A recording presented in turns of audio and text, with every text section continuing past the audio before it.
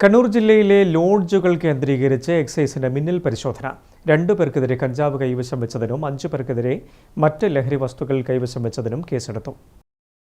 ലഹരി മാഫിയയ്ക്ക് പൂട്ടിടാൻ ആരംഭിച്ച ഓപ്പറേഷൻ തണ്ടറിന്റെ ഭാഗമായാണ് എക്സൈസ് ജില്ലയിലെ പ്രധാന നഗരങ്ങളിലെ ലോഡ്ജുകളും റിസോർട്ടുകളും കേന്ദ്രീകരിച്ച് വ്യാപക പരിശോധന നടത്തിയത്.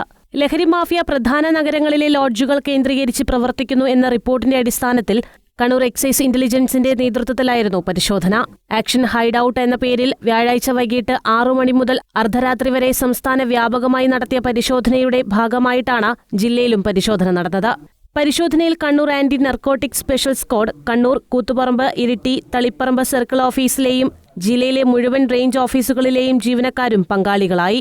പരിശോധനയിൽ 2 പേർക്കെതിരെ കഞ്ചാവ് കൈവശം വെച്ചതിനും 5 പേർക്കെതിരെ മറ്റ് ലഹരി വസ്തുക്കൾ കൈവശം വെച്ചതിനും കേസെടുത്തു. 20 ഗ്രാം കഞ്ചാവും 500 ഗ്രാം നിരോധിത പുകയില ഉൽപ്പന്നങ്ങളും പ്രതികളിൽ നിന്ന് പിടിച്ചെടുത്തു. News desk, Kannur vision.